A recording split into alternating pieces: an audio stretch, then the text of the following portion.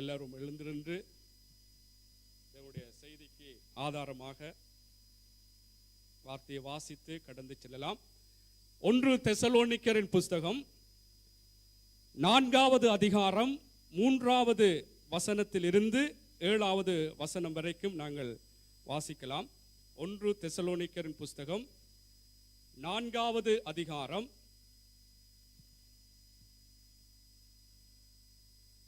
3வது வசனத்திலிருந்து 7வது வசனம் வரைக்கும். நீங்கள் பரிசுத்தம் உள்ளவர்கள் ஆக வேண்டும் என்பதே தேவனுடைய சித்தமாய் இருக்கிறது.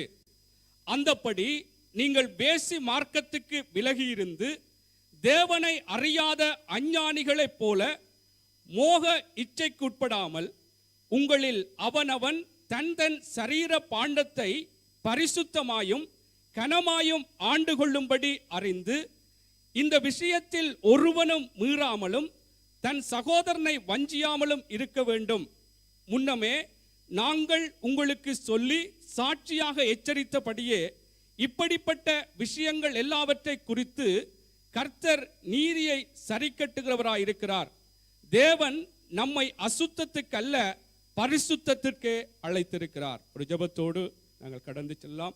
எங்களை நேசிக்கிற நல்ல தகப்பனே, ஒருவராய் பெரிய காரியங்களை செய்கிறவரே, கேராபீன்கள் சேராபீன்கள் பரிசுத்தர் பரிசுத்தர் பரிசுத்தர் என்று போற்றப்படுகிறவரே, நறுமையான இந்த ஆண்டவரே ஆராதனை நாளிலும் கர்த்தாவே உம்முடைய வார்த்தைகளை ஆண்டவரை நாங்கள் தியானிக்க இருக்கிறோம். ஐயா ஆண்டவரே, நீங்க சொல்லி இருக்கிறீர்கள், நான் உனக்கு பிரயோஜனமானவைகளை போதித்து நீ நடக்க வேண்டிய வழிகளிலே உன்னை நடத்துகிற உன் தேவனாகிய கர்த்தர் நான் என்று நீங்க சொன்னீங்களேப்பா.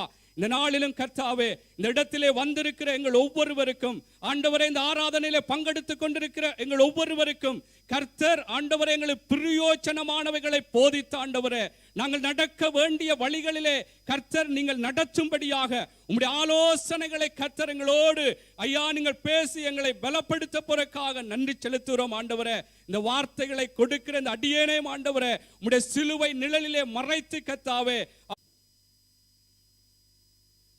கர்த்தருடைய பரிசுத்த நாமத்துக்கு மகிமை உண்டாவதாக. கர்த்தர் நல்லவர், அவர் கிருபை என்றும் உள்ளது. ஆமென், அல்லேலூயா. ஆகவே இந்த நாளிலும் கூட மீண்டும் கர்த்தருடைய வார்த்தைகளை நாங்கள் இன்னொரு தடவை கர்த்தருக்குள்ளாக நாங்கள் கேட்கும்படியாக கூடி வந்திருக்கிறோம்.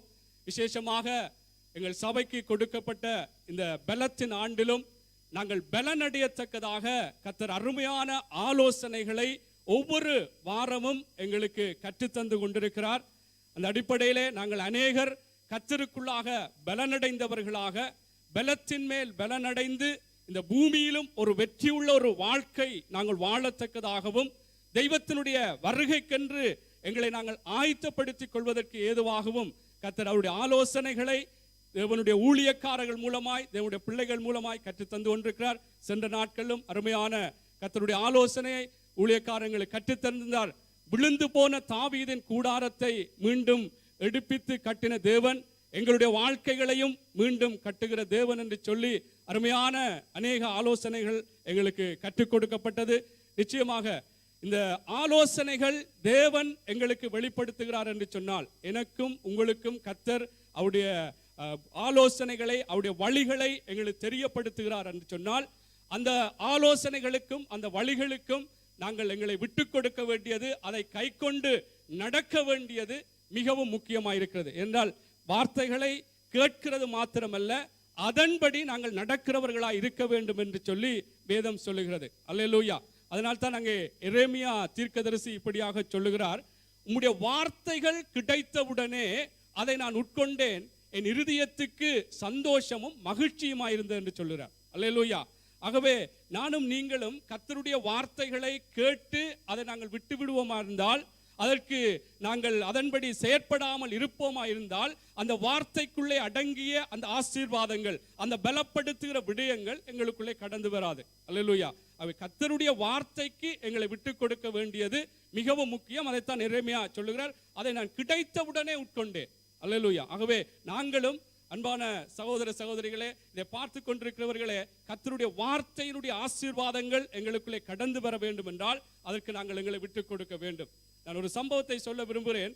அங்கே இயேசு கிறிஸ்து மரித்த லாசருவை உயிரோடு எழுப்பும்படியாக அங்கே கடந்து வந்த பொழுது சில சம்பாஷணைகள் அங்கே அந்த சகோதரிகள் மரித்த லாசருடைய அந்த சகோதரியிடம் அவர் சம்பாஷணை பண்ணின பின்பு அவரை உயிரோடு எழுப்ப போறேன் என்று சொன்ன பொழுது அங்கே ஒரு காரியத்தை சொல்லுகிறார். அந்த கல்லறை, அதாவது அந்த மரித்த லாசருவை அதாவது அடக்கம் பண்ணின அந்த கல்லறைக்கு மேலே வைக்கப்பட்ட அந்த கல்லை புரட்டும்படியாக சொன்ன பொழுது அந்த லாசருடைய சகோதரி மார்த்தாள் சொல்லுகிறார், 4 நாளாயிற்றே நாருமே என்று சொல்லி. அல்லேலூயா.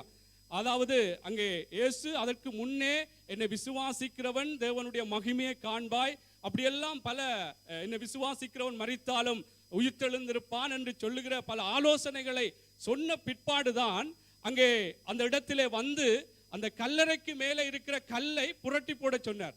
ஆனால் அந்த வேளையிலும் கூட அவருடைய சகோதரி என்ன சொன்னால் 4 நாளாயிற்றே நாருமே என்று சொல்லி அங்கே அதற்கு பிற்பாடு இயேசு மீண்டும் விசுவாசத்தினாலே தேவனுடைய மகிமையை காண்பாய் என்று சொல்லி உனக்கு சொல்லவில்லையா என்று சொல்லி அதற்கு பிற்பாடு அந்த கல்லை புரட்டினார்கள். அந்த மரித்த லாசரு உயிரோடு எழுந்தான் என்று சொல்லி நாங்கள் பார்க்கிறோம். என்னத்தை நான் இதில் சொல்ல வரேன்னு சொன்னால், நாங்கள் கர்த்தருடைய வார்த்தை வரும் பொழுது அதற்கு நாங்கள் எந்த விதத்திலும் சூழ்நிலைகளை பார்த்தோ அல்லது எங்களுடைய சுய புத்திகளிலே நாங்கள் எந்தொரு எதிர்ப்பான காரியங்கள் இது அப்படி இருக்குமே இப்படி இருக்குமே என்று சொல்லாமல் அந்த வார்த்தைகளுக்கு நாங்கள் விட்டு கொடுத்தால் கர்த்தருடைய அந்த ஆசீர்வாதங்களை, கர்த்தருடைய பலங்களை, இந்த பலத்தின் ஆண்டிலே அந்த பலத்தை நாங்கள் சுதந்திரித்துக் கொள்ள முடியும். அல்லேலூயா. ஆகவே மரித்த லாசரு உயிரோடு எழும்ப வேண்டும் என்றால் கல்லு புரட்டப்பட வேண்டும். அல்லேலூயா, அல்லேலூயா. சரி, இன்றைக்கு தேவனுடைய வார்த்தைக்கு நாங்கள் ஆதாரமாக வாசித்த அந்த வேத பகுதியை நாங்கள் வாசிப்போம். மீண்டும் ஒரு தடவை வாசிக்கலாம். சகோதரி வாசியுங்கள். 1 தெசலோனிக்கரின் புஸ்தகம் 4வது அதிகாரம் 3வது வசனத்திலிருந்து 7வது வசனம் வரை. நீங்கள் பரிசுத்தம் உள்ளவர்களாக வேண்டும் என்பதே தேவனுடைய சித்தமாய் இருக்கிறது. அந்தப்படி நீங்கள் வேசி மார்க்கத்திற்கு விலகி இருந்து தேவனை அறியாத அஞ்ஞானிகளைப் போல மோக இச்சைக்கு உட்படாமல் உங்களில் அவனவன் தன் தன் சரீர பாண்டத்தை பரிசுத்தமாயும் கனமாயும் ஆண்டு கொள்ளும்படி அறிந்து இந்த விஷயத்தில் ஒருவனும் மீறாமலும் தன் சகோதரனை வஞ்சியாமலும் இருக்க வேண்டும். முன்னமே நாங்கள் உங்களுக்கு சொல்லி சாட்சியாக எச்சரித்தபடியே இப்படிப்பட்ட விஷயங்கள் எல்லாவற்றையும் குறித்து கர்த்தர் நீதியை சரி கட்டுகிறவராய் இருக்கிறார். தேவன் நம்மை அசுத்தத்திற்கல்ல பரிசுத்தத்திற்கே அழைத்திருக்கிறார். ஆமென். இந்த நாளிலும் கூட கர்த்தருடைய பலத்தை நாங்கள் பெற்றுக்கொள்வதற்கு பரிசுத்தமான ஒரு வாழ்க்கை வாழுங்கள் என்ற ஒரு தேவ செய்தியின் தலைப்பின் கீழாக கர்த்தருடைய வார்த்தையை உங்களுக்கும் எனக்கும் இதை பார்த்து கொண்டிருக்கிற அன்பு சகோதர சகோதரிகளுக்கும் பிரயோஜனம் உண்டாகும்படியாக இந்த நாளிலும் கர்த்தருடைய வார்த்தையை நான் பகிர்ந்து கொள்ள இருக்கிறேன். இங்கே தேவனுடைய வார்த்தையை நாங்கள் பார்த்தோம். 1 தெசலோனிக்கர் புஸ்தகம் 4வது அதிகாரம் 3வது வசனத்திலேயே சொல்லப்படுகிறது, நீங்கள் பரிசுத்தம் உள்ளவர்கள் ஆக வேண்டும் என்பதே தேவனுடைய சித்தமாயிருக்கிறது. அல்லேலூயா. அது மாத்திரமில்லாமல் 7வது வசனம் சொல்லுகிறது, எங்களை அசுத்தத்துக்கு அல்ல தேவன் பரிசுத்தத்துக்கே அழைத்திருக்கிறார் என்று. அல்லேலூயா. அதே போல நாங்கள் 1 பேதுருவின் புஸ்தகம் 2வது அதிகாரம் 9வது வசனத்தில் நாங்கள் பார்க்கிறோம், உங்களை அந்தகாரத்தினின்று இருளின் ஆச்சரியமான, அதாவது அந்தகாரத்தினின்று ஆச்சரியமான ஒளியினிடத்துக்கு வரவழைத்தவருடைய புண்ணியங்களை அறிவிக்கும்படியாக தெரிந்து கொள்ளப்பட்ட சந்ததியாய் ராஜரீகமான ஆசாரிய கூட்டமாய் பரிசுத்த யாதியாய். அல்லேலூயா. ஆகவே தேவன் பல இடங்களிலே எங்களை பரிசுத்தத்துக்காகவே அழைத்திருக்கிறேன், நீங்கள் பரிசுத்தம் உள்ளவர்கள் ஆக வேண்டும் என்பதே தேவனுடைய சித்தம் என்பதை இங்கே வெளிப்படுத்துகிறதை நாங்கள் பார்க்கிறோம். அல்லேலூயா. ஆகவே தேவனுடைய இரத்தத்தினாலே கழுவப்பட்டு அவருடைய பிள்ளைகளாக இருக்கிற நாங்கள் கிறிஸ்துவுடனே கூட உயிர்ப்பிக்கப்பட்டிருக்கிறோம் என்று சொல்லுகிற நாங்கள் பரிசுத்தம் உள்ள ஒரு வாழ்க்கை வாழ வேண்டும். அல்லேலூயா. நானும் நீங்களும், என்னையும் சேர்த்து தான் அந்த பிரசங்கத்தை சொல்லுகிறேன், நானும் நீங்களும் பரிசுத்தம் உள்ளவர்களாக வாழ வேண்டும். ஏனென்றால் நாங்கள் இந்த தேவனுடைய இந்த ரட்சிப்பை பெற்றுக்கொள்வதற்கு முன்பு நாங்கள் எப்படி வாழ்ந்தோம் என்று சொல்லி எபேசியர் புஸ்தகத்திலே 4வது அதிகாரத்திலே அங்கே நாங்கள் 1வது வசனத்திலிருந்து 5வது வசனத்தின் படி பார்க்கும் பொழுது அதிலே அருமையாக சொல்லப்படும், எப்படியாக அக்கிரமங்களினாலும் பாவங்களினாலும் நாங்கள் மரித்தவர்களாயிருந்தோம், இந்த உலகத்தின் வழக்கத்தின்படி நடந்தவர்களாயிருந்தோம். இன்னும் எங்களுடைய மனசும் எங்களுடைய மாமிசமும் விரும்பினதை செய்தவர்களாயிருந்தோம். இந்த உலகத்தின் அதிகார பிரபுவாகி அந்த ஆவியினுடைய அந்த ஆளுகைக்குள்ளே உட்பட்டவர்களாயிருந்தோம் என்று சொல்லி அதிலே பல விடயங்கள் சொல்லப்படுகிறது. அதை வாசித்தால் நலமாயிருக்கும். வாசியுங்கள் சகோதரி. எபேசியர் புஸ்தகம் 4வது அதிகாரம். ஆகையால் கர்த்தர் நிமித்தம் கட்டுண்டவனாகிய நான் உங்களுக்கு சொல்லுகிற புத்தி என்னவெனில், நீங்கள் அழைக்கப்பட்ட அழைப்புக்கு பாத்திரவான்களாய் நடந்து மிகுந்த மனத்தாழ்மையும் சாந்தமும் நீடிய பொறுமையும் உடையவர்களாய் அன்பினால் ஒருவரை ஒருவர் தாங்கி மன்னிக்கவும். எபேசியர் புஸ்தகம் 2வது அதிகாரம் 1வது வசனத்திலிருந்து 5வது வசனம். அதாவது நாங்கள் பரிசுத்தம் உள்ளவர்கள் ஆக வேண்டும் என்பது தேவனுடைய சித்தமாய் இருக்கிறது. அதற்கு நாங்கள் எங்களை விட்டு கொடுக்க வேண்டும் என்ற அந்த விடயத்தின் கீழாக நாங்கள் முன்னே எப்படி இருந்தோம் என்பதை குறித்த இந்த வார்த்தை சொல்லுகிறது. பாருங்கள், 2வது அதிகாரம் 1வது வசனத்திலிருந்து 5வது வசனம் வரை. அக்கிரமங்களினாலும் பாவங்களினாலும் மறுத்தவர்களாய் இருந்த உங்களை உயிர்ப்பித்தார். அவைகளில் நீங்கள் முற்காலத்திலே இவ்வுலக வழக்கத்திற்கேற்றபடியாகவும் கீழ்ப்படியாமையின் பிள்ளைகளிடத்தில் இப்பொழுது கிரியை செய்கிற ஆகாயத்து அதிகார பிரபுவாகிய ஆவிக்கேற்றபடியாகவும் நடந்து கொண்டீர்கள். அவர்களுக்குள்ளே நாம் எல்லாரும் முற்காலத்திலே நமது மாம்ச இச்சையின்படியே நடந்து நமது மாம்சமும் மனசும் விரும்பினவைகளை செய்து சுபாவத்தினாலே மற்றவர்களைப் போல கோபாக்கினையின் பிள்ளைகளாய் இருந்தோம். தேவனோ இரக்கத்தில் ஐஸ்வர்யம் உள்ளவர்களாய் நம்மில் அன்பு கூர்ந்த தம்முடைய மிகுந்த அன்பினாலே அக்கிரமங்களில் மறுத்தவர்களாயிருந்த நம்மை கிறிஸ்துவனுடைய கூட உயிர்ப்பித்தார். கிருபையினாலே இரட்சிக்கப்பட்டீர்கள். ஆமென். இங்கே நாங்கள் எப்படி கிறிஸ்துவுக்குள்ளே வருவதற்கு முன்பு எப்படியாக நாங்கள் இருந்தோம், பரிசுத்தமுள்ள வாழ்க்கைக்கு விரோதமான ஒரு வாழ்க்கை தான் வாழ்ந்தோம் என்பதை இந்த வார்த்தைகளிலே நாங்கள் வாசிக்கும் பொழுது காணக்கூடியதாக இருக்கிறது. ஆகவே தேவன் இப்படியாக வாழ்ந்த எங்களை அவருடைய அந்த இரக்கத்தினாலே, அவருடைய மிகுந்த அந்த அன்பு கூறுதலினாலே எங்களிடத்திலே அன்பு கூர்ந்து அவருடைய கிருபையை கொண்டு எங்களை ரட்சித்திருக்கிறாராம். அல்லேலூயா. ஆகவே அந்த ரட்சித்த தேவன் மீண்டும் நாங்கள் ஒரு அசுத்தமான தேவனை பிரியமில்லாத உலகத்திலே முன்னே நடந்தது போல நடக்கும்படியாக எங்களை அழைக்கவில்லை. அல்லேலூயா. ஆகவே நானும் நீங்களும் கர்த்தருக்குள்ளாக பரிசுத்தம் உள்ளவர்களாக நாங்கள் வாழும்படியாகவே எங்களை அழைத்திருக்கிறபடினாலே நாங்கள் தேவனுக்கென்று எங்களை முற்றுமுழுதாக ஒப்புக் கொடுக்க வேண்டும். என்றால் நாங்கள் அதற்கு முன்பாக வாழ்ந்தது போல மீண்டும் நாங்கள் வாழ முடியாது. என்ற ரட்சிக்கப்பட்ட பின்பு தேவனுடைய விருப்பம் எது, தேவனுடைய சித்தம் எது என்பதைத்தான் நாங்கள் அறிந்து அதற்கு எங்களை விட்டுக் கொடுக்க வேண்டும். அல்லேலூயா, அல்லேலூயா. அதாவது இந்த விடயத்திலே தேவன் எங்களுக்கு ஒரு சுயாதீனத்தை தந்திருக்கிறார், அந்த சுதந்திரத்தை தந்திருக்கிறார். தெரிந்து கொள்வது, நாங்கள் தெரிந்து கொள்ளுகிற அந்த சுயாதீனத்தை தந்திருக்கிறபடினாலே நாங்கள் எப்படியும் வாழ்ந்து விட்டு போகலாம் என்று அல்ல. அல்லேலூயா. என்ன, அந்த சுயாதீனத்தை நாங்கள் துர்க்குணத்துக்கு மூடலாக பயன்படுத்தக்கூடாதாம். தேவனுக்குள்ளே அடிமைகளாக இருக்க வேண்டும் என்று சொல்லி 1 பேதுருவின் புஸ்தகம் 2வது அதிகாரம் 16வது வசனம் சொல்லுகிறது. ஆகவே கர்த்தருடைய பிள்ளைகள் எங்களுக்கு அந்த சுயாதீனத்தை தந்தாலும், தேவன் அந்த தெரிந்து கொள்ளுகிற அந்த அதிகாரத்தை தந்தாலும், நாங்கள் தேவனுக்கேற்ற ஒரு தெரிந்து கொள்ளுதல், தேவனுடைய சித்தம் எது, தேவனுடைய பிரியம் எது என்பதைத்தான் நாங்கள் தெரிந்து கொள்ள வேண்டும். அல்லேலூயா. அந்த வார்த்தையை நாங்கள் வாசிக்கலாம். 1 பேதுருவின் புஸ்தகம் 2வது அதிகாரம் 16வது வசனம் சொல்லுகிறது, சுயாதீனம் உள்ளவர்களாய் இருந்தும் உங்கள் சுயாதீனத்தை துர்க்குணத்திற்கு மூடலாக கொண்டிராமல் தேவனுக்கு அடிமைகளாய் இருங்கள். ஆமென். ஆகவே எங்களுடைய சுயாதீனத்தை, எங்களுக்கு சுயாதீனம் இருக்கிறது, எங்களுக்கு தெரிந்து கொள்ளுகிற அந்த சுதந்திரத்தை ஆண்டவர் தந்திருக்கிறார் என்று சொன்னால் நாங்கள் எப்படியும் அதை தெரிந்து கொள்ளலாம் என்றும் அல்ல. கர்த்தர் சுயாதீனத்தை தந்திருக்கிறார். ஆனால் தேவனுடைய சித்தம் எது, அதைத்தான் நாங்கள் தெரிந்து கொள்ள வேண்டும். துர்க்குண, அதாவது இதிலே பார்த்தோம் 1 பேதுருவின் புஸ்தகத்திலே 2வது அதிகாரம் 16வது வசனத்திலே சொல்லப்பட்டது போல துர்க்குணத்துக்கு மூடலாக அந்த சுயாதீனத்தை நாங்கள் பயன்படுத்தக்கூடாது. தேவனுக்குள்ளாக எங்களை அடிமைகளாக மாற்றத்தக்கதாய், தேவனுக்குள்ளாக அவருடைய சித்தம் எது என்று அறிந்துதான் எங்களை விட்டு கொடுக்க வேண்டும். அல்லேலூயா, அல்லேலூயா. ஆகவே எல்லாவற்றையும் பவுல், அப்போஸ்தலனாகிய பவுல் 2 இடத்திலே சொல்லுகிறார், எல்லாவற்றையும் அனுபவிக்க எனக்கு அதிகாரம் உண்டு, ஆனாலும் எல்லாம் தகுதியாயிராது, எல்லாம் பக்தி விருத்தியை உண்டாக்காது.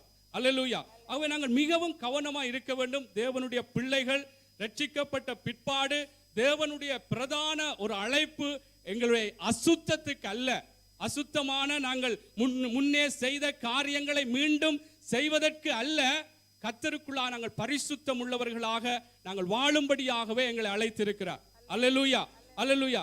சிலர் நாங்கள் எப்படி இந்த பரிசுத்தத்தை குறித்து நாங்கள் நினைக்கிறோம் என்று சொன்னால், அதாவது ஞாயிற்றுக்கிழமைகளிலே வந்து ஒரு 3 மணித்தியாலம் அந்த ஆராதனையிலே நாங்கள் செய்த பாவங்கள், குற்றங்குறைகள், தேவனுக்கு பிரியமில்லாத எல்லா அசுத்தமான எல்லா தேவனுக்கு விரோதமான காரியங்கள் எல்லாம் தேவனிடத்தில் அறிக்கை செய்து பரிசுத்தமாக எங்களை மாற்றி தேவனை ஆராதித்து அந்த 3 மணித்தியாலம் போன பிற்பாடு பிறகு எப்படியும் வாழலாம் என்று சிலர் நாங்கள் நினைக்கிறோம். அது பிழையான விடயம். நாங்கள் கர்த்தருக்குள்ளாக எப்பொழுதும் இந்த ஞாயிற்றுக்கிழமை கூடுகிற இந்த 3 மணித்தியாலங்கள் அல்ல, எப்பொழுதும் எந்த நேரமும். அங்கே வேதத்திலே சங்கீத புஸ்தகத்திலே சொல்லப்படுகிறது, பரிசுத்தமானது ஒரு ஆலயத்தினுடைய அலங்காரமா இருக்கிறது, நித்திய நாளா இருக்க வேண்டுமா. அல்லேலூயா. அந்த வார்த்தை வாசிக்கலாம். சங்கீதம் 93:5.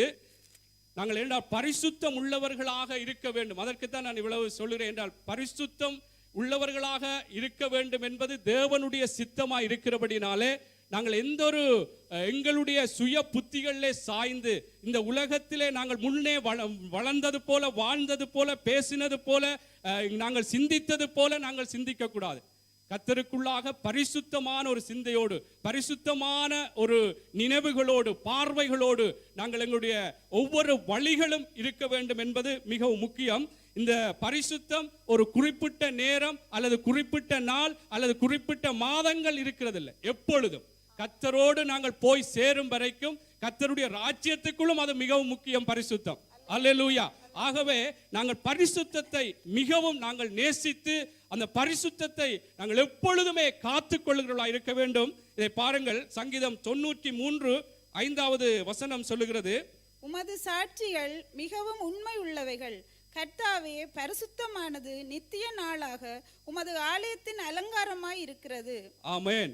நித்திய நாளாக உமது ஆலயத்தினுடைய அலங்காரமாய், கர்த்தாவே பரிசுத்தமானது நித்திய நாளாக உமது ஆலயத்தின் அலங்காரமாய் இருக்கிறது. அல்லேலூயா. இங்கே ஆலயத்தினுடைய அலங்காரம், பரிசுத்தம் நித்திய நாளா இருக்க வேண்டும். அந்த ஆலயம் நானும் நீங்களும் தான். அல்லேலூயா. வேதத்திலே நாங்கள் பார்க்கிறோம், 1 கொரிந்தியர் புஸ்தகம் 6வது அதிகாரம் 19வது 20வது சொல்லுகிறது, நீங்களே நான் தங்குகிற ஆலயம் என்று, தேவனுடைய ஆலயமா இருக்கிறீர்கள் என்று அங்கே சொல்லப்படுகிறது. அல்லேலூயா. அதை பாருங்கள், 1 கொரிந்தியர் புஸ்தகம் 3வது அதிகாரம், மன்னிக்கவும் 3வது அதிகாரம் 16வது 17வது நீங்கள் தேவனுடைய ஆலயமாய் இருக்கிறீர்கள் என்றும் தேவனுடைய ஆவி உங்களில் வாசமாய் இருக்கிறது என்றும் அறியீர்களா? ஒருவன் தேவனுடைய ஆலயத்தை கெடுத்தால் அவனை தேவன் கெடுப்பார். தேவனுடைய ஆலயம் பரிசுத்தமாய் இருக்கிறது, நீங்களே அந்த ஆலயம். ஆமென். அல்லேலூயா.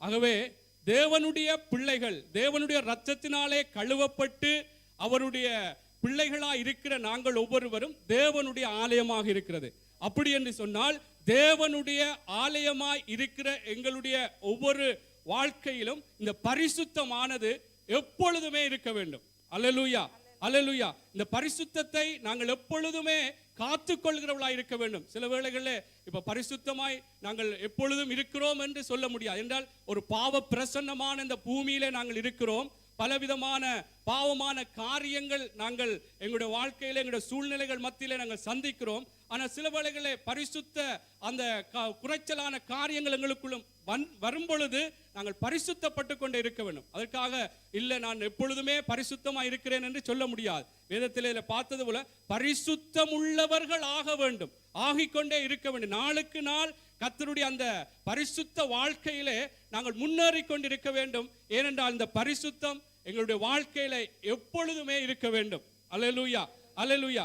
ஆகவே தேவனுடைய பிள்ளைகள் மிகவும் நாங்கள் கவனமாக இருக்க வேண்டும். இந்த நாளிலே நாங்கள் எப்படி இருக்கிறோம் என்பதை நானும் நீங்களும் தான் அறிவோம்.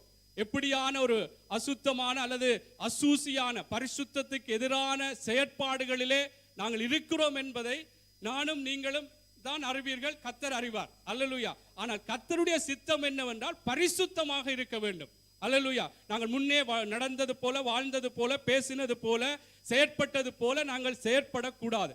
அல்லேலூயா.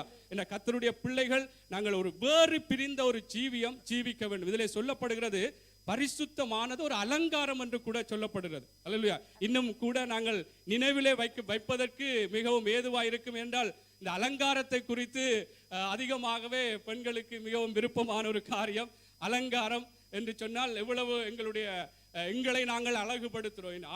ஆண்களும் அழகுபடுத்துகிறார்கள், அலங்காரம் செய்கிறார்கள்.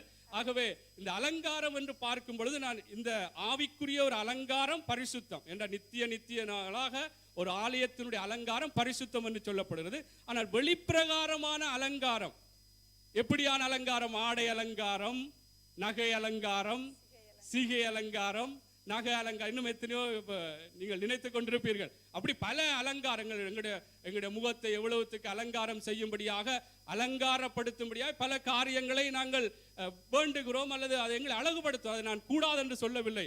அலங்காரம், வெளிப்பிரகாரமான அலங்காரம் கூடாது என்று சொல்லவில்லை.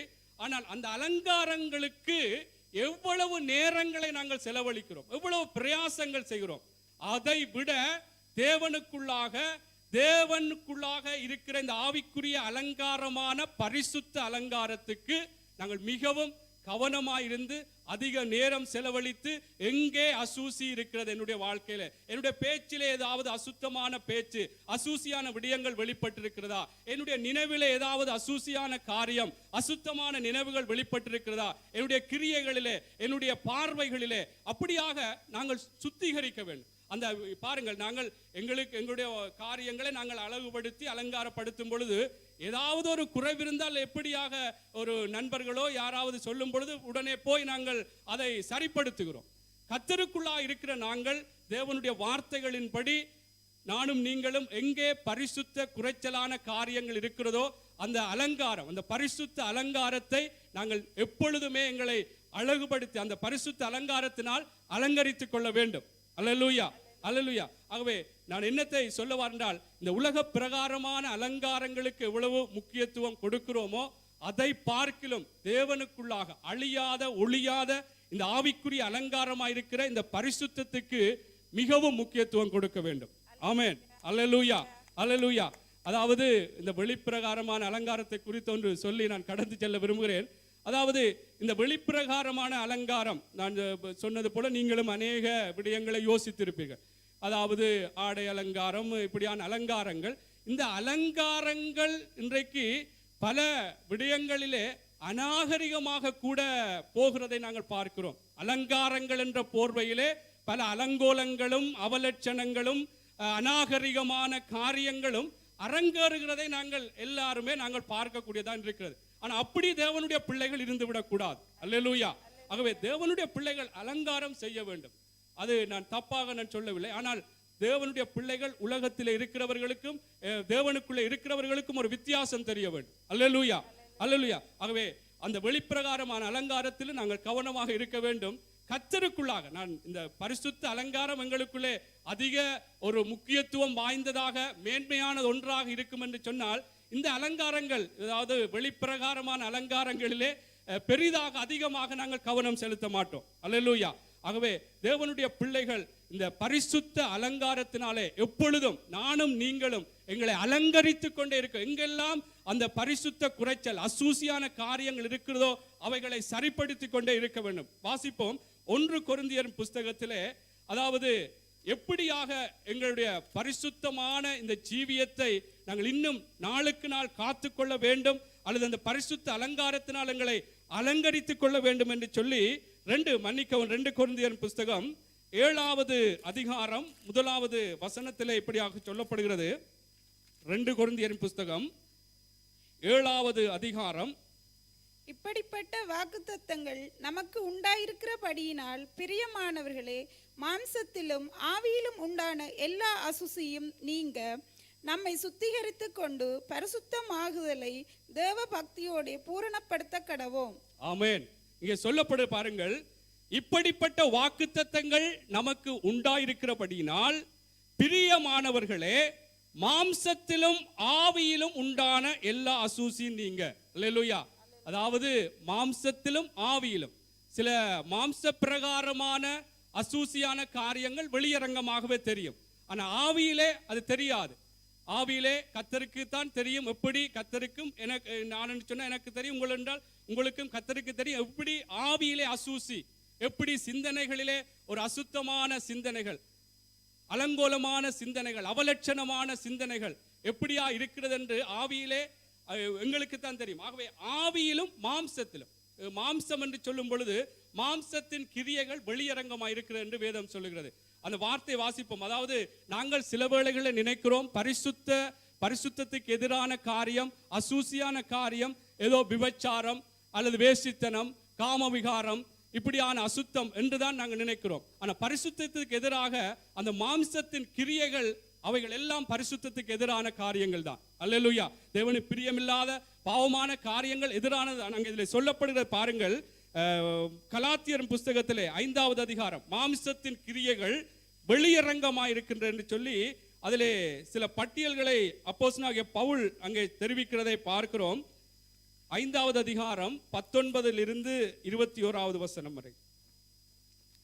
நாங்கள் பரிசுத்தம் உள்ளவர்களாக நாங்கள் இருக்க வேண்டும். பரிசுத்தம் உள்ள அந்த வாழ்க்கையை நாங்கள் காத்துக்கொள்ள வேண்டும். இது மிகவும் கர்த்தருக்குள்ளே முக்கியமான ஒரு விடயமாக இருக்கிறபடினாலே நாங்கள் பரிசுத்த அந்த அலங்காரத்தினாலே எப்பொழுதும் எங்களை அலங்கரிக்க வேண்டும்.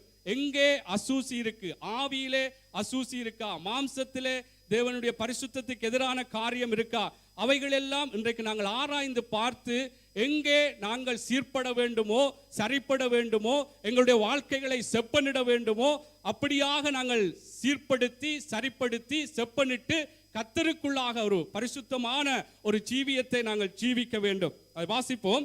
கலாத்தியரின் புஸ்தகம் 5வது அதிகாரம் 19 21 வரை. மாம்சத்தின் கிரியைகள் வெளியரங்கமாயிருக்கின்றன. அவையாவன விபச்சாரம், வேசித்தனம், அசுத்தம், காமவிகாரம், விக்கிரகாராதனை, பில்லிசூனியம், பகைகள், விரோதங்கள், வைராக்கியங்கள், கோபங்கள், சண்டைகள், பிரிவினைகள், மார்க்கபேதங்கள், பொறாமைகள், கொலைகள், வெறிகள், களியாட்டுக்கள் முதலானவைகளே. இப்படிப்பட்டவைகளை செய்கிறவர்கள் தேவனுடைய ராஜ்யத்தை சுதந்திரிப்பதில்லை என்று முன்னே நான் உங்களுக்கு சொன்னது போல இப்பொழுதும் உங்களுக்கு சொல்லுகிறேன்.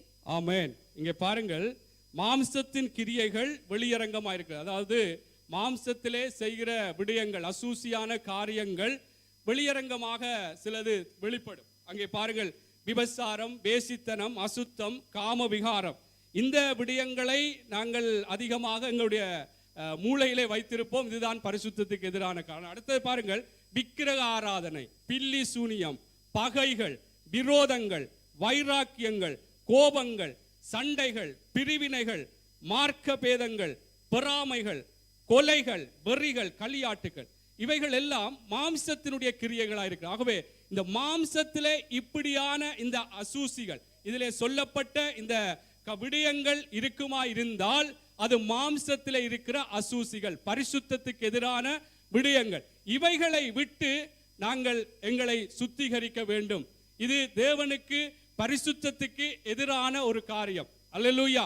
ஆகவே இந்த நாளில் தேவனுடைய பிள்ளைகள் ஏதோ நாங்கள் ரட்சிக்கப்பட்டு விட்டோம் என்று சொல்லி இப்படியே இருந்துவிட முடியாது. நாங்கள் கர்த்தருக்குள்ளாக மறுரூபமாக்கப்பட வேண்டும். எங்களுக்குள்ளே நாளாந்தம் அவருடைய சித்தம் எது, அவருடைய நன்மை எது, பிரியம் எது என்று எங்களுக்குள்ளே, அதாவது மனம் புதிதாக்கப்பட்டு நாங்கள் மறுரூபம் அடைய வேண்டுமா? அல்லேலூயா. ஆகவே தேவனுடைய பிள்ளைகள் நானும் நீங்களும் இந்த பரிசுத்தமுள்ள ஒரு வாழ்க்கை நாங்கள் வாழ்வதற்கு இங்கே மாம்சத்திலே என்ன அசூசி இருக்கோ, இப்படியான விடயங்கள் இருக்குமா இருந்தால் இது பரிசுத்தத்துக்கு எதிரான காரியம். இவைகள் இருந்து எங்களை நாங்கள் சுத்திகரிக்க வேண்டும், எங்களை அலங்கரிக்க வேண்டும் என்பது மிகவும் முக்கியம். இதில் இன்னொரு வார்த்தை சொல்லப்படுகிற பாருங்கள், அந்த 2 கொரிந்தியர் புஸ்தகம் 7வது அதிகாரம் 1வது வசனத்திலே, பிரியமானவர்களே, மாம்சத்திலும் ஆவியிலும் உண்டான எல்லா அசூசியும் நீங்க நம்மை சுத்திகரிக்க வேண்டும். என்னை என்னுடைய மனைவி சுத்திகரிக்க இயலாது, என்னுடைய போதகர் சுத்திகரிக்க இயலாது, அல்லது என்னுடைய நண்பர்கள், பிள்ளைகள் சுத்திகரிக்க முடியாது. நம்மை நாமே தான் சுத்திகரிக்க வேண்டும். அல்லேலூயா, அல்லேலூயா. ஆகவே இந்த நாளிலும் அதனால தான் நான் சொல்லுறேன், என்னுடைய அசூசி உங்களுடைய அசூசியான காரியம், பரிசுத்தத்துக்கு எதிரான காரியம் உங்களுக்கும் தெரியும், எனக்கும் தெரியும். ஆகவே நாங்கள் தான் சுத்திகரிக்க வேண்டும். தேவனுடைய பிள்ளைகள் நாங்கள் ஒவ்வொருவரும் இந்த நாளிலே கர்த்தர் கிருபையாக இந்த நாளிலும் அவருடைய ஆலோசனைகளை வெளிப்படுத்துகிறார் என்று சொன்னால் நானும் நீங்களும் இந்த நாளிலே இந்த மாம்சத்திலே என்ன அசூசி இருக்கு, ஆவியிலே என்ன கெட்ட சிந்தைகள், எங்களுடைய பார்வைகளிலே கூடாத பார்வைகள், பேச்சுக்களிலே கூடாத காரியங்கள், எங்களுடைய வாழ்க்கையிலே இந்த தேவனுக்கு பிரியமில்லாத விடயங்கள் இருக்குமா இருந்தால் நாங்கள் எங்களை சுத்திகரிக்க வேண்டும். நாங்கள் ஆரம்பத்திலே பார்த்தது போல அவர் தங்குகிற ஒரு ஆலயம். இன்றைக்கு நாங்கள் அதை படித்தோம். ஆரம்பத்திலே பரிசுத்தத்தை குறித்த பாடலே சகோதரன் எடுத்திருந்தார். பரிசுத்தத்தை குறித்த தியானங்கள் அதிகமாக இருந்தது. ஆகவே பரிசுத்தத்தை குறித்து நாங்கள் இன்னும் அதிக ஒரு வாஞ்சையும் ஒரு வைராக்கியமும் ஒரு சிந்தையும் உள்ளவர்களாய் இருப்போம் என்றால் தான் இந்த பரிசுத்தத்தை குறித்து நாங்கள் இன்னும் மேன்மை பாராட்டத்தக்கதாய் எங்கே எல்லாம் அசூசி இருக்கிறது என்பதை நாங்கள் நினைத்து எங்களை சுத்திகரித்து அந்த பரிசுத்த அலங்காரத்தினாலே அலங்கரிக்க முடியும். அது நாங்கள் ஒவ்வொருவரும் தான் எங்களை நாங்கள் ஆராய்ந்து பார்க்க வேண்டும். அல்லேலூயா, அல்லேலூயா. சில வேளைகளே வெளியரங்கமாக இருக்கிறது என்று சொல்லி சில நாங்கள் சொல்லலாம். ஆனால் சுத்திகரிக்கிறது எங்களை விட்டு கொடுத்து தேவனிடத்திலே இந்த பரிசுத்த குறைச்சல், ஆண்டவரே இப்படியாக நான் கூடாத இப்படியாக பேசிவிட்டேன், பார்த்து விட்டேன், அல்லது பெறாம இப்படி இதில் சொல்லப்பட்ட கலாத்தியரில் சொல்லப்பட்ட இந்த மாம்சத்தின் கிரியைகள் என்னுடைய வாழ்க்கையில் இருக்கிறது, ஆண்டவரே என்னை மன்னியுங்கள், என்னை சுத்திகரியுங்கள் என்று சொல்லி நானும் நீங்களும் தான் தனிப்பட்ட ரீதியிலே கர்த்தரிடத்தில் சொல்ல வேண்டும். அல்லேலூயா, அல்லேலூயா. ஆகவே மிகவும் முக்கியம் பரிசுத்தம் ஆக நாங்கள் வாழ்வது. அல்லேலூயா. என்றால் பரிசுத்தம் இல்லாமல் தேவனை தரிசிக்க முடியாது என்றும் சொல்லப்படுகிறது. ஆகவே நான் அதற்காகத்தான் நான் இவ்வளவு விடயங்களை சொல்லுகிறேன். நாங்கள் இப்படியாக கர்த்தருக்குள்ளே ரட்சிக்கப்பட்டு மீண்டும் ஒரு அசூசியான இந்த உலக பிரகாரமான ஒரு வாழ்க்கையை வாழ்ந்து விட்டு போவோம் என்றால் பிரயோஜனம் இல்லை. அல்லேலூயா. என்றால் தேவன் ரட்சித்து விட்டார் என்று சொன்னால் அடுத்த கட்டமாக நாங்கள் எல்லா அதாவது நான் ஏற்கனவே சொன்னது போல அந்த சுயாதீனத்தை, அந்த சுதந்திரத்தை எங்களுக்குள்ளே வைத்திருக்கிறபடினாலே அவன் நாங்கள் தான் தேவன் என்னத்தை விரும்புகிறார், எப்படியாக அடுத்த கட்டமாக எங்களுடைய வாழ்க்கைகளை சீரமைக்க வேண்டும், சீர்படுத்த வேண்டும் என்று தேவன் எதை சொல்லுகிறார் என்று சொல்லி நாங்கள் தான் விட்டு கொடுக்க வேண்டும். அல்லேலூயா, அல்லேலூயா. ஆகவே கர்த்தருடைய பிள்ளைகள் இந்த பரிசுத்தத்தை நாங்கள் காத்துக்கொள்ள வேண்டும். எங்கெங்கெல்லாம் இந்த அசூசியான விடயங்கள் இருக்கிறதோ இன்றைக்கு நாங்கள் ஆராய்ந்து பார்ப்போம். என்றால் கர்த்தருக்குள்ளாக நாங்கள் தேவனுடைய ராஜ்யத்துக்குள்ளே பிரவேசிக்க வேண்டும். ஆமென். என்ன பரலோகத்தில் நாங்கள் அதில் வாசித்தது போல அங்கே தேவனுடைய ராஜ்யத்துக்குள்ளே இப்படிப்பட்டவர்கள் பரிசுத்தம் இல்லாமல் தேவனுடைய ராஜ்யத்தில் பிரவேசிக்க முடியாது. இப்படியான பரிசுத்தத்துக்கு எதிரான காரியங்கள் எங்களுடைய வாழ்க்கையில் இருக்குமா இருந்தால் கர்த்தருடைய ராஜ்யத்துக்குள்ளே பிரவேசிக்க முடியாது. அல்லேலூயா. ஆகவே நாங்கள் எங்களுடைய நோக்கம் அந்த நித்திய ஜீவனை, பரலோக ராஜ்யத்தை நாங்கள் அடைந்து கொள்ளும்படியாகவே எங்களுடைய நோக்கமும் எங்களுடைய ஓட்டமும் எங்களுடைய வாஞ்சையுமாய் இருக்கிறபடினாலே நாங்கள் இந்த பூமியிலே எப்படி எங்களுடைய வாழ்க்கைகள் தேவனுடைய சித்தத்துக்கு அமைய நாங்கள் வாழ வேண்டுமோ அதன் பிரகாரம் நாங்கள் வாழ வேண்டும். அல்லேலூயா, அல்லேலூயா. ஆகவே இந்த நாளிலே கூட நான் இந்த பரிசுத்தத்தை குறித்த சில முக்கியமான விடயங்களை சொல்லியிருந்தேன். இந்த பரிசுத்தத்துக்கு இன்னும் ஒரு முக்கியமாக நாங்கள் பரிசுத்தமாக வாழ வேண்டும், நாங்கள் பரிசுத்தத்தை காத்துக்கொள்ள வேண்டும் என்று சொன்னால் எங்களுக்குள்ளே முக்கியமான ஒரு விடயம் தேவனை குறித்த ஒரு பயம் இருக்க வேண்டும். அல்லேலூயா. என்றால் கர்த்தரை குறித்த பயம் இல்லை என்று சொன்னால், இவ உதாரணமாக நானும் சொல்லுகிறேன், நான் பேசிவிட்டு போகிறேன், நீங்களும் கேட்கிறீர்கள், ஓகே என்று சொல்லிட்டு போட்டால் சில வேளைகளில் ஒருவரும் இல்லாத நேரத்தில் அல்ல 2 நண்பர்கள் சேர்ந்திருக்கும் பொழுது மற்றவருக்கு தெரியவில்லை தானே என்று சொல்லி நாங்கள் எப்படியும் பேசிவிட முடியாது. அப்படி பேசுவோமா இருந்தால் நாங்கள் தேவ பயமற்றவர்களாகவே நாங்கள் வாழ்கிறோம். தேவன் எல்லாவற்றையும் பார்க்கிறார், எல்லாவற்றையும் பேசுகிறதை கேட்கிறார், எங்களுடைய சிந்தைகளை எல்லாம் அறிகிறார். இப்படி ஒரு தேவனை குறித்த ஒரு பயம் எங்களுக்குள்ளே இருந்தால்தான் நாங்கள் இந்த பரிசுத்தத்தை காத்துக்கொள்ள முடியும். இந்த பரிசுத்தம் தேவனுடைய சித்தமாய் இருக்கிறது என்று சொல்லி நாங்கள் பரிசுத்தமான ஒரு ஜீவிக்கும்படியாக எங்களை ஒப்புக் கொடுக்க முடியும். எங்களை ஆராய்ந்து நாங்கள் தேவனிடத்தில் எங்களை சுத்திகரிக்க முடியும். அல்லேலூயா, அல்லேலூயா. ஆகவே இந்த பரிசுத்தமாக நாங்கள் வாழ வேண்டும் என்று நாங்கள் தேவனிடத்தில் ஒப்புக் கொடுப்போமா இருந்தால், நாங்கள் தேவனை குறித்த ஒரு பயத்தோடு இருப்போமா இருந்தால் நிச்சயமாக தொடர்ந்தும் அந்த பரிசுத்த அலங்காரத்தினாலே எங்களை அலங்கரித்தவர்களாகவே இருக்க முடியும். ஆமென், அல்லேலூயா. நான் தேவ பயம், அதாவது தேவனை குறித்த அந்த பயம் எங்களுக்கு இருக்கும் என்று சொன்னால் நாங்கள் பேசுகிற, அதாவது முதல் கேட்கிறார், நாங்கள் பேசுகிற விடயங்களை கேட்கிறார் என்று சொல்லுகிறதற்கு ஒரு உதாரணத்தை சொல்ல விரும்புகிறேன். ஏனென்று சொன்னால் இந்த விடயங்கள் எங்களுடைய இருதயத்திலே பதிக்கப்படுமா இருந்தால் கர்த்தர் எப்பொழுதும் நான் பேசுகிறதை கேட்கிறார். ஆகவே நான் கதைக்கிறதிலே கவனமாக கதைக்க வேண்டும், பரிசுத்தமாக பேச வேண்டும், அசூசியான வார்த்தைகளை, கெட்ட வார்த்தைகளை நான் பேசக்கூடாது என்று சொல்லி நாங்கள் அவதானமாக இருப்போம். என்றால் நீங்க பாருங்கள், இந்த பூமியில கூட நாங்கள் 2 பேர் கதைக்கிறதை ஒருவர் ஒட்டு கேட்பார் என்று சொன்னால் எவ்வளவு பயத்தோடு நாங்கள் இருப்போம். எங்களுடைய விடயங்கள் வெளியே வந்து விடும் என்று. ஆகவே கர்த்தர் எங்களுடைய காரியங்களை கேட்கிறார் என்று நாங்கள் அந்த தெய்வ பயம் எங்களுக்குள்ள இருக்குமா இருந்தால் நாங்கள் பரிசுத்தத்தை காத்து நடக்கிறவர்களாயிருப்போம். அல்லேலூயா, அல்லேலூயா. பாருங்கள், எண்ணாகம புஸ்தகத்திலே இதை குறித்து நாங்கள் சென்ற நாளிலும் ஊழியர் கூட்டத்திலும் கூட தியானித்திருந்தோம். எண்ணாகம புஸ்தகம் 12வது அதிகாரம் 1வது வசனத்திலிருந்து 2வது வசனம் வரைக்கும். எத்தியோப்பியா தேசத்து ஸ்திரியை மோசே விவாகம் பண்ணியிருந்தபடியினால் மிரியாமும் ஆரோனும் அவன் விவாகம் பண்ணின எத்தியோப்பிய தேசத்து ஸ்திரீ நிமித்தம் அவனுக்கு விரோதமாய் பேசி, கர்த்தர் மோசேயை கொண்டு மாத்திரம் பேசினாரோ, எங்களை கொண்டும் அவர் பேசினதில்லையோ என்றார்கள். கர்த்தர் அதை கேட்டார். ஆமென். பாருங்கள், அதாவது இங்கே 2 பேர் தான் பேசினார்கள், ஆனால் அதை கர்த்தர் கேட்டார் என்று சொல்லப்படுகிறது. அல்லேலூயா. ஆகவே இந்த நாளிலே கூட நாங்கள் பரிசுத்தத்தை காத்துக்கொள்ள வேண்டியதுக்கு முக்கியமாக எங்களுக்குள்ள அந்த தேவ பயம் எங்களுக்குள்ள இருக்கும் என்று சொன்னால் எங்களுடைய வார்த்தைகளில் கூட கவனமாக இருப்போம்.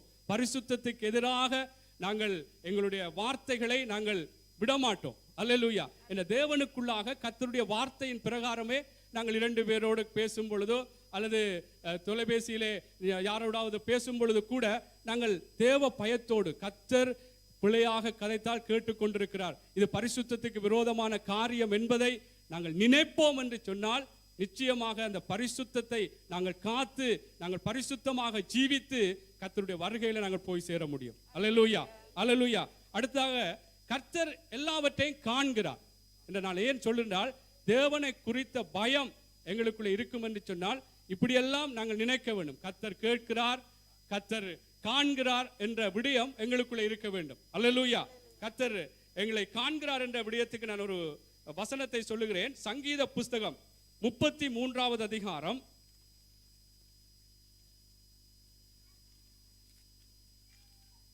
13, 14வது வசனம். கர்த்தர் வானத்திலிருந்து நோக்கி பார்த்து எல்லா மனுபுத்திரரையும் காண்கிறார்.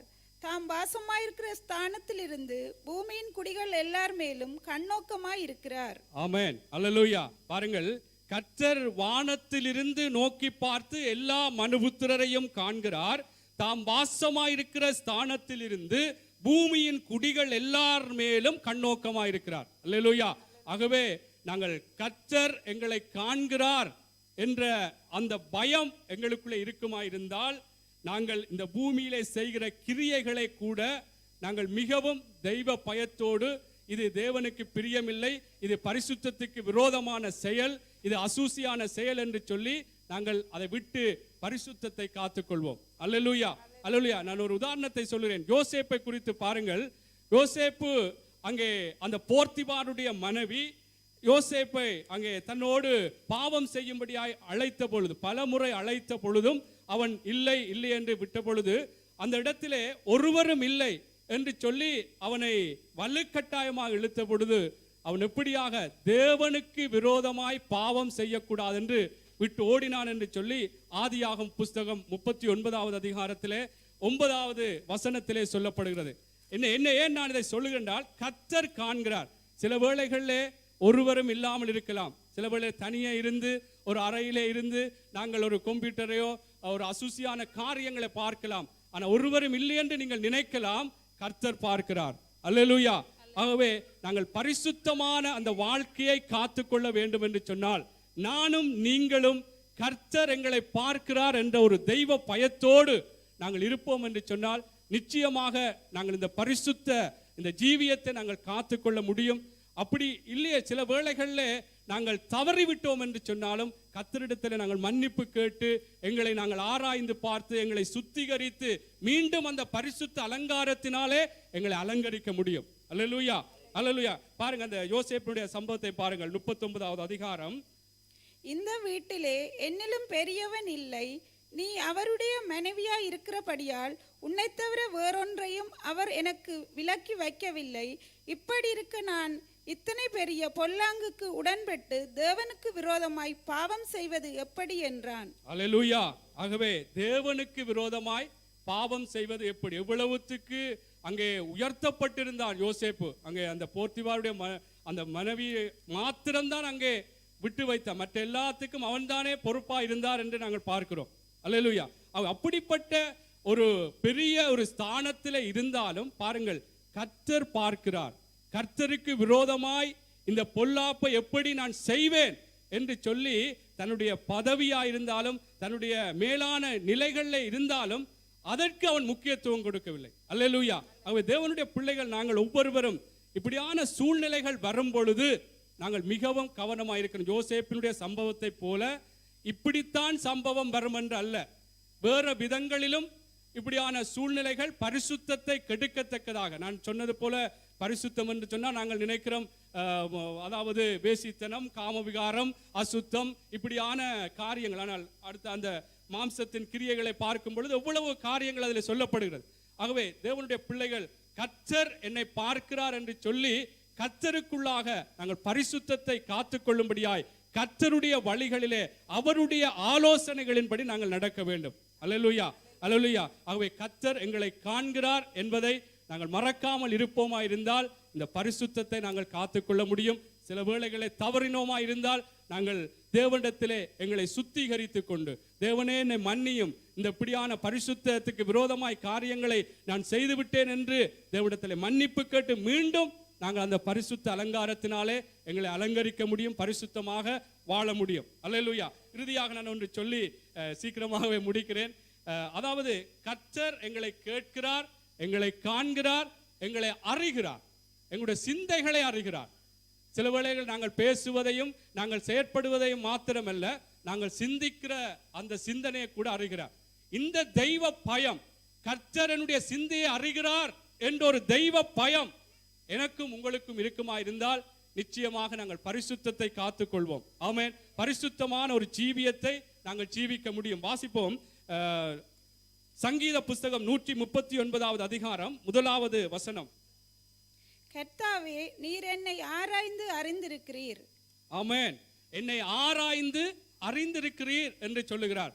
அங்கே ஆதியாகமம் புஸ்தகத்தில் கூட அங்கே அவர்களுடைய அந்த சிந்தனைகளை குறித்து 6வது அதிகாரம் 5வது வசனத்திலே சொல்லப்பட்டிருக்கிறது. ஆதியாகம புஸ்தகம். அதாவது நான் இதை ஏன் சொல்லுகிறார், எங்களுடைய சிந்தைகளை கர்த்தர் அறிகிறார். ஆகவே நாங்கள் சிந்தையில கூட பரிசுத்தத்துக்கு எதிரான அசூசியான சிந்தனைகள், அசுத்தமான சிந்தனைகள், அவலட்சணமான சிந்தனைகள், அநாகரிகமான சிந்தனைகள் எங்களுக்குள்ளே வராதபடிக்கு கர்த்தர் எங்களுடைய சிந்தைகளை அறிகிறார் என்ற ஒரு தெய்வ பயத்தோடு நாங்கள் தேவனுக்குள்ளாக வாழ்வோமாயிருந்தால் எங்களுடைய பரிசுத்த ஜீவியத்தை நாங்கள் காத்துக்கொள்ள முடியும். அல்லேலூயா. ஆதியாகமம் புஸ்தகம் பாருங்கள். மனுஷனுடைய அக்கிரமம் பூமியிலே பெருகினது என்றும் அவன் இருதயத்தின் நினைவுகளின் தோற்றமெல்லாம் நித்தமும் பொல்லாதது என்றும் கர்த்தர் கண்டு. ஆமென். நினைவின் தோற்றங்கள் எல்லாம் பொல்லாதது என்று கர்த்தர். அப்படின்னு சொன்னால் நான் ஏன் இதை சொல்றேன் என்றால் எங்களுடைய சிந்தைகளை, எங்களுடைய நினைவுகளை கர்த்தர் அறிகிறார். ஆகவே சிந்தைகளிலும் நாங்கள் பரிசுத்தத்துக்கு விரோதமான சிந்தனைகள் எங்களுக்குள்ளே வராதபடி எங்களை காத்துக்கொள்ள வேண்டும். அல்லேலூயா, அல்லேலூயா. தேவனுடைய பிள்ளைகள் நான் ஏற்கனவே சொன்னது போல நானும் நீங்களும் எப்படியும் நாங்கள் வாழ்ந்து விட்டு போக முடியாது. கர்த்தருக்குள்ளே ஒரு வேறு பிரிதல் உள்ள ஒரு ஜீவியம் நாங்கள் ஜீவித்தே ஆக வேண்டும். அல்லேலூயா. நாங்கள் உலகத்திற்கு ஒத்த வேஷம், நாங்கள் ஆரம்பத்திலே பார்த்தது போல இந்த உலக வழக்கத்தின்படி நாங்கள் முன்னே நடந்தோம். எங்களுடைய மனசும் மாம்சம் விரும்பினதை செய்தோம். நாங்கள் கோபாக்கினையின் பிள்ளைகளாக இருந்தோம். அக்கிரமங்களினாலும் பாவங்களினாலும் நாங்கள் மரித்திருந்தோம். அப்படியே மீண்டும் நாங்கள் வாழ முடியாது. தேவன் அதற்காக எங்களை ரட்சிக்கவில்லை. அல்லேலூயா. ஆகவே நாங்கள் தேவனுடைய பிள்ளைகள் பரிசுத்தமான ஒரு வாழ்க்கை, பரிசுத்தமான ஒரு ஜீவியம் நாங்கள் ஜீவிக்க வேண்டும். அல்லேலூயா. ஆகவே பரிசுத்தத்தை நாங்கள் காத்துக்கொள்ள வேண்டும். ஏனென்று சொன்னால் பரிசுத்தமாக நாங்கள் வாழ வேண்டும் என்பது தேவனுடைய சித்தம். அவர் எங்களை அசுத்தத்துக்கல்ல பரிசுத்தத்துக்கே அழைத்திருக்கிறார். அடுத்ததாக நாங்கள் பார்த்தோம், அவர் பரிசுத்தராய் இருக்கிறது போல நீங்களும் பரிசுத்தமாய் இருங்கள். எங்களை பரிசுத்த யாதியாக அவர் அங்கே தெரிந்தெடுத்திருக்கிறார் என்றெல்லாம் நாங்கள் பார்த்தோம். அல்லேலூயா. ஆகவே இப்படியாக நாங்கள் பரிசுத்தமாய் வாழ்ந்தால் தேவன் எங்களுடைய வாழ்க்கையிலும் அற்புதமான அதிசயமான காரியங்களை செய்ய முடியும். ஆமென். நான் உதாரணமாக ஒன்று சொல்லி முடித்துக்கொள்ள விரும்புகிறேன். யோசுவாவின் புஸ்தகம் எடுத்துக்கொள்ளுங்க. என்றால் பரிசுத்தமாக எங்களை காத்துக்கொள்வோமா இருந்தால், பரிசுத்தமாக எங்களுடைய ஜீவியங்கள் இருக்குமா இருந்தால், எங்களுடைய வாழ்க்கையிலே அற்புதங்கள் நடக்கும், எங்களுடைய வாழ்க்கையிலே அதிசயங்கள் நடக்கும், ஆச்சரியமான காரியங்கள் கர்த்தர் எங்களுடைய வாழ்க்கையிலே ஏற்படுத்துவார். அல்லேலூயா. யோசுவாவின் புஸ்தகம் 3வது அதிகாரம் 5வது வசனத்தை நாங்கள் படிப்போம்.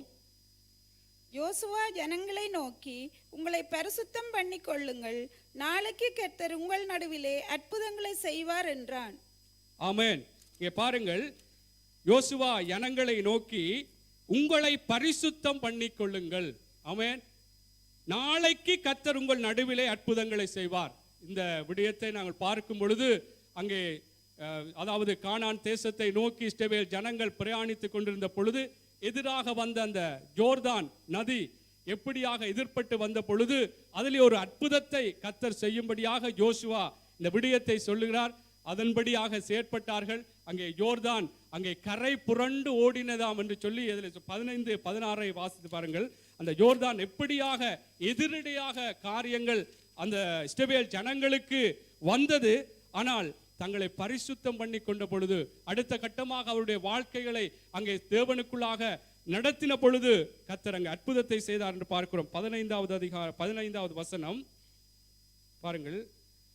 3வது அதிகாரம் யோசுவாவின் புஸ்தகம்.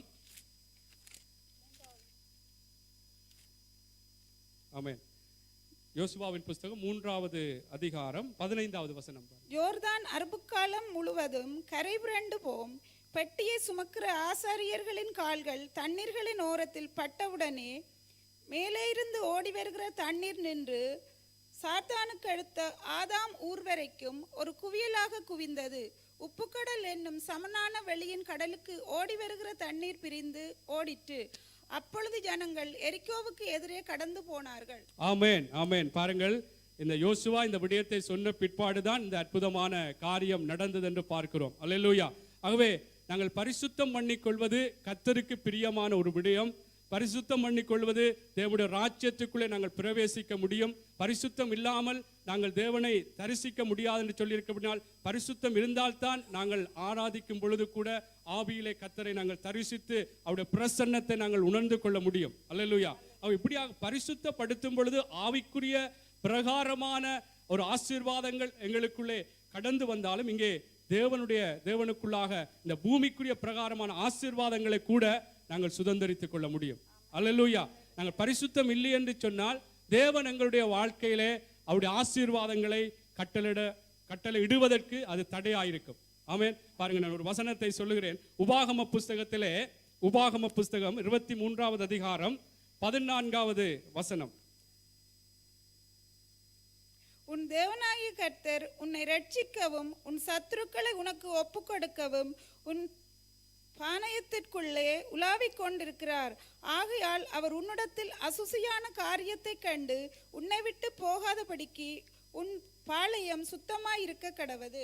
ஆமென். இங்கே பாருங்கள், உன் தேவனாகிய கர்த்தர் உன்னை ரட்சிக்கவும் உன் சத்துருக்களை உனக்கு ஒப்புக் கொடுக்கவும் உன் பாளையத்துக்குள்ளே உலாவிக் கொண்டிருக்கிறார். பாளையம் என்று சொன்னால் எங்களுடைய ஜீவியத்துக்குள்ளே கர்த்தர் உலாவிக் கொண்டிருக்கிறார். ஏனென்றால் எங்களை ரட்சிக்கவும் சத்துருக்களை எங்களை இடத்திலே ஒப்புக் கொடுக்கவும் என்று சொல்லப்படுகிறது. அடுத்த காரியம், ஆகையால் அவர் உன்னிடத்தில் அசூசியான காரியத்தை கண்டு உன்னை விட்டு போகாதபடி உன் பாளையம் சுத்தமாயிருக்க கடவுள். அல்லேலூயா. ஆகவே கர்த்தர் எங்களை ரட்சிக்கவும் எங்களுக்கு எதிராக வருகிற காரியங்களில் இருந்து கர்த்தர் எங்களுக்கு ஒரு ஒத்தாசைகளை தரவும் அல்லது எதிராக இருக்கிற விடயங்களிலே ஒரு வெற்றிகளை தரவும் எங்களுடைய பாளையம், எங்களுடைய ஜீவியம் சுத்தமாயிருக்க வேண்டும், பரிசுத்தமாயிருக்க வேண்டும். அந்த பரிசுத்தம் இல்லாமல் எங்களுடைய வாழ்க்கைகள் இருக்குமா இருந்தால் கர்த்தர் எங்களை விட்டு அங்கே போய்விடுவார் என்று சொல்லப்படுகிறது. அல்லேலூயா. உன்னிடத்தில் அசூசியான காரியத்தை கண்டு உன்னை விட்டு போகாதபடி உன் பாளையம் சுத்தமாயிருக்க கடவுள். அல்லேலூயா.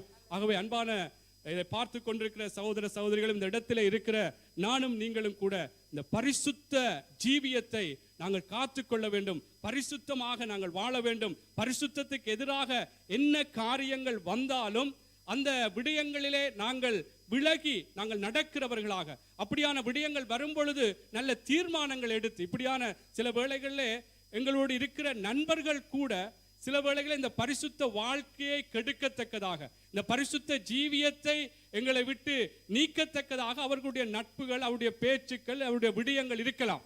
ஆகவே கவனமாயிருப்போம். என்றால் தேவனுக்குள்ளாக தேவனுக்குத்தான் நாங்கள் முதலிடம் கொடுக்க வேண்டும். நண்பர்களாக அல்லது யாராக இருந்தாலும் நாங்கள் மிகவும் கவனமாக இருக்க வேண்டும். என்றால் தானியேலை குறித்து சொல்லப்படுகிறது, அந்த ராஜாவின் போஜனத்தினால் அவன் தீட்டுப்படாதபடிக்கு அவன் தீர்மானம் பண்ணினான்.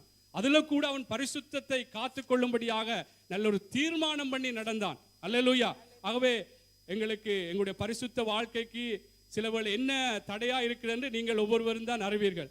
பேஸ்புக் தடையா இருக்கலாம், டிவி தடையா இருக்கலாம், நட்புகள் என்ன காரியம் எங்களுக்கு தான் தெரியும். நாங்கள் தான் ஆராய்ந்து பார்க்க வேண்டும். இந்த பரிசுத்த வாழ்க்கையை சீர்கெடுக்கிற அல்லது பரிசுத்த வாழ்க்கையிலிருந்து எங்களை விட்டு பிரிக்கிற என்ன விடயங்கள் இருக்கோ அவைகளை நாங்கள் விட்டு விலகுவது நலம். அல்லேலூயா. என்ன, நாங்கள் தேவனுடைய சித்தத்தின்படியா நடக்க வேண்டும். ஆமென். என்ற கர்த்தருக்குள்ளாக இருக்கிற நாங்கள் கர்த்தருக்குள்ளே வேறு பிரிக்கப்பட்டிருக்கிறோம்.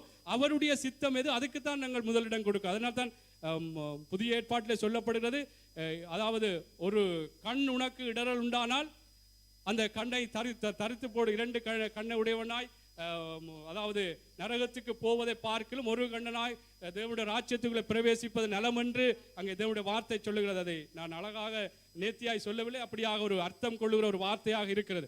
அல்லேலூயா. ஆகவே நாங்கள் பரிசுத்தத்துக்கு எதிராக என்ன விடயங்கள் வந்தாலும் அதிலே நல்ல ஒரு தீர்மானம் எடுப்போம். தேவனுடைய பிள்ளைகள், கர்த்தருடைய வருகை அது சீக்கிரமா இருக்கிறது, அந்த வருகையில நாங்கள் போய் சேர வேண்டும் என்று சொன்னால் தேவனுக்குள்ளாக பரிசுத்தத்தை நாங்கள் காத்துக்கொள்ள வேண்டும். பரிசுத்தம் இல்லாமல் கர்த்தருடைய வருகையிலே நாங்கள் போக முடியாது, அவரை தரிசிக்க முடியாது என்று சொல்லி இருக்கிறபடினாலே நாங்கள் பரிசுத்த வாழ்க்கையை நாளுக்கு நாள் எங்களுடைய வாழ்க்கையில் என்ன அசூசி, என்ன விடயங்கள் தேவனுக்கு பிரியமில்லாத பரிசுத்தத்துக்கு விரோதமான காரியங்கள் இருக்கோ அவைகளை சீர்படுத்தி நாளுக்கு நாள் அந்த பரிசுத்த அலங்காரத்தினால் எப்படி உலக பிரகாரமாக எப்படியாக அலங்காரங்களை செய்து நாங்கள் எங்களை அழகுபடுத்துகிறோமோ அதே போல ஆவிக்குரிய அந்த அலங்காரமான பரிசுத்த அலங்காரத்தையும் நாங்கள் மறக்காமல் எங்களை அலங்கரித்து பரிசுத்தமான ஒரு வாழ்க்கை நாங்கள் வாழுவோம். அல்லேலூயா, அல்லேலூயா. ஆகவே நிச்சயமாக இந்த வார்த்தை எனக்கும் உங்களுக்கு இதை பார்த்து கொண்டிருக்கிறவர்களுக்கும் மிக பிரயோஜனமாக இருந்திருக்கும். எல்லோரும் நாங்கள் எழுந்து நின்று நாங்கள் எங்களை ஒப்புக் கொடுப்போம். கர்த்தருடைய நாமத்தை இன்னுமாக மகிமைப்படுத்தும்படியாக எங்களுடைய வாழ்க்கையில் என்ன காரியம் நாங்கள் இந்த நாளிலும் ஒவ்வொருவரும், நீங்கள் யாராவது இது மற்றவருக்கு பேசப்பட்ட வார்த்தை, இது அவருக்கு சொல்லப்பட்ட வார்த்தை என்று ஒருவரை நினைக்க வேண்டாம். நாங்கள் எங்களை ஆராய்ந்து பார்ப்போம். அல்லேலூயா. நாங்கள் ஒரு காலம் நாங்கள் கர்த்தருக்கு எங்களை ஒப்பு கொடுப்போம். தேவனே, இந்த பரிசுத்தத்துக்கு விரோதமாக என்ன காரியங்கள் என்னுடைய வாழ்க்கையில இருந்ததோ ஆண்டவரே மன்னிங்க என்று சொல்லி தேவனிடத்திலே நாங்கள் ஒப்புரவாகுவோம். ஏனென்றால் நாங்கள் இன்றைக்கும் இப்படியாக நாங்கள் ஏனோ தானோ என்று கேட்டுவிட்டு நாங்கள் போவோமா இருந்தால் நிச்சயமாக கர்த்தருக்கு நாங்கள் கணக்கு கொடுக்க வேண்டும். என்றால் அந்த நியாய தீர்ப்பு நாளிலே அந்த நியாயஸ்தானத்துக்கு முன்பாக நாங்கள் ஒவ்வொருவரும் நிற்க வேண்டும். ஆகவே இந்த நாள் உங்களை ஒப்புக்கொடு, எங்கள் வாய்களை திறந்து நாங்கள் ஒவ்வொருவரும், ஆண்டவரே அப்பா, இந்த பரிசுத்தத்துக்கு விரோதமாக என்னுடைய பேச்சுக்கள் இருந்திருக்கிறது, என்னுடைய நினைவுகள் இருந்திருக்கிறது, என்னுடைய நடத்தைகள் இருந்திருக்கிறது, ஆண்டவரே எங்களை மன்னிங்க என்று சொல்லி நாங்கள் ஒப்பு கொடுப்போம். தகப்பனே, உங்களை ஸ்தோத்தரிக்கிறோம் ஐயா. என்னுடைய அப்பா, ஆண்டவரே நீர் அப்பா இவ்வளவு கிருபையாக ஆண்டவரே எங்களை ரட்சித்திருந்தாலும் மீண்டும் அந்த அசுத்தமான விடயங்களுக்கு, பரிசுத்தத்துக்கு விரோதமான விடயங்களுக்கு ஆண்டவரே நாங்கள் ஒப்பு கொடுத்திருந்து வாழ்ந்தோமே அப்பா, எங்களை மன்னிங்க என்று சொல்லி நாங்கள் சொல்லுவோம். நாங்கள் எங்களை விட்டு கொடுப்போம். கர்த்தருடைய அந்த ஆசீர்வாதம், கர்த்தருடைய அந்த ஒவ்வொரு காரியங்களும் எங்களுக்குள்ளே கடந்து வருவதற்கு இது தடையாய் மாறாதபடி தேவனே எங்களை பரிசுத்தப்படுத்துங்க. அந்த பரிசுத்தத்தை குறித்த ஆண்டவரே அந்த சிந்தையும் அந்த எண்ணமும் அந்த நோக்கமும் அந்த வைராக்கியமும் எங்கள் ஒவ்வொருவருக்குள்ளும் ஆண்டவரே இனி வரும் நாட்களிலே ஆண்டவரே அப்பா அது முக்கியமாக எண்ணத்தக்கதாக எங்களுக்கு நீங்க கிருபை செய்யும்படியாய் ஜெபிக்கிறேன் அப்பா. தேவனே, சபையார் எங்கள் ஒவ்வொருவரையும் ஒப்பு கொடுக்கிறேன் அப்பா. ஆண்டவரே, பரிசுத்தம் இல்லாமல் கர்த்தாவே உம்மை தரிசிக்க முடியாது என்று சொல்லி இருக்கிறீங்களே, பரிசுத்தம் இல்லாமல் எல்லாரும் நாங்கள் வாய்களை திறந்து ஒரு கணம் நாங்கள் தேவனிடத்திலே சொல்லுவோம். அப்பா அப்பா எங்களை கண்டிருக்கிறீங்கப்பா, என்னுடைய சிந்தையை அறிந்திருக்கிறீங்கப்பா, என்னுடைய பேச்சை அறிந்திருக்கிறீங்கப்பா, என்னுடைய வழியை அறிந்திருக்கிறீங்கப்பா. ஆண்டவரே, அதில் எவ்வளவு அசூசி இருந்ததென்றதை ஐயா நானும் அறிவேன் அப்பா, நீங்களும் அறிவீங்கப்பா. எங்களை மன்னிங்க என்று நாங்கள் சொல்லுவோம். ஹல்லேலூயா. ஆண்டவரே, எங்களை மன்னிங்க கர்த்தாவே, எங்களை மன்னிங்கப்பா, எங்களை மன்னிங்க ஆண்டவரே. ஐயா, நாங்கள் பரிசுத்தமாய் இனி வரும் நாட்களிலே வாழத்தக்கதாய், அந்த பரிசுத்தத்துக்கு எங்களை ஒப்பு கொடுக்கத்தக்கதாய் ஆண்டவரே எங்களை கிருபை செய்யுங்கப்பா. மாம்சத்தில் என்ன அசூசி இருந்ததோப்பா, ஆவியில் என்ன அசூசி இருந்ததோ கர்த்தாவே, ஐயா எங்களை ஒரு விஷயம் மன்னிங்கப்பா, எங்களை மன்னிங்க ஆண்டவரே. எப்பொழுதும் ஆண்டவரே, இனி வரும் நாட்களிலே அப்பா தெய்வமே, நீர் எங்களை பார்க்கிறீர், எங்களை காண்கிறீர், எங்களை கேட்கிறீர், எங்களுடைய கதைகளை கேட்கிறீர் என்று ஐயா அந்த தெய்வ பயத்தோடு தேவனே நாங்கள் பரிசுத்தத்தை காத்துக்கொள்ளப்பா எங்களுக்கு உதவி செய்யுங்கப்பா, எங்களுக்கு உதவி செய்யுங்க ஆண்டவரே. தகப்பனே, ஸ்தோத்திரம் அப்பா. இதை நாங்கள் அலட்சியமா எண்ணி விடாதபடி அப்பா ஆண்டவரே, இது ஆண்டவரே ஏனோ தானோ என்ற ஒரு சத்தியமாக ஆண்டவரே எங்களுடைய மூளைகளை எடுத்துக்கொள்ளாதபடி ஐயா இந்த பரிசுத்தமானது மிகவும் முக்கியம் என்பதை நினைத்து கர்த்தாவே அப்பா நாங்கள் ஆண்டவரே இனி வரும் நாட்களில் அப்பா பரிசுத்தத்தை காத்துக்கொள்ளத்தக்கதாய் எங்களுக்கு கிருபை செய்யும்படியாய் ஜெபிக்கிறோம் அப்பா. ஆண்டவரே, எங்களை பரிசுத்தப்படுத்துங்கப்பா, எங்களுடைய பேச்சுக்கள் பரிசுத்தமாய் இருக்கட்டும், எங்களுடைய ஆண்டவரே நினைவுகள் பரிசுத்தமாய் மாறட்டும், எங்களுடைய அன்பு ஆண்டவரே அதிலே ஒரு அசூசியும் இல்லாதபடி கர்த்தாவே பரிசுத்தமாய் இருக்கட்டும் ஐயா. ஆண்டவரே, எங்களுடைய பார்வைகள் அப்பா கர்த்தாவே பரிசுத்தமாய் இருக்கட்டும், எங்களுடைய நடைகள் பரிசுத்தமாய் இருக்கட்டும் ஆண்டவரே. எங்களுடைய ஒவ்வொரு சுபாவங்கள் ஆண்டவரே, எங்களுடைய ஒவ்வொரு கிரியைகளும் ஐயா பரிசுத்தமாய் இருக்க கிருபை செய்யும்படியா ஜெபிக்கிறோம் அப்பா. ஸ்தோத்திரம் ஆண்டவரே, ஸ்தோத்தரிக்கிறோம் ஐயா, ஸ்தோத்திரம் அப்பா, ஸ்தோத்திரம். பாடல் ஒன்றை படிப்போம். உந்தன் பரிசுத்தம் காண்கையில். ஹல்லேலூயா, ஹல்லேலூயா. ஸ்தோத்திரம் ஆண்டவரே. ஆண்டவரே, எங்களை பரிசுத்தப்படுத்துங்கப்பா, பரிசுத்தப்படுத்துங்கப்பா. பரிசுத்தம் உள்ளவன் இன்னும் பரிசுத்தம் ஆகட்டும் என்று சொல்லி இருக்கிறபடினால் இந்த நாளில் நீங்கள் அநேகர் சில வேளைகளில் பரிசுத்தம் உள்ள ஒரு வாழ்க்கை வாழ்ந்தவர்களாக இருந்திருக்கலாம். இந்த பரிசுத்த வாழ்க்கையில இன்னும் உங்களுடைய பரிசுத்த வாழ்க்கையை அதிகரித்துக் கொள்ளுங்கள். ஹல்லேலூயா. ஸ்தோத்திரம் ஆண்டவரே, ஸ்தோத்தரிக்கிறோம் ஆண்டவரே, ஸ்தோத்திரம் ஆண்டவரே. ஹல்லேலூயா.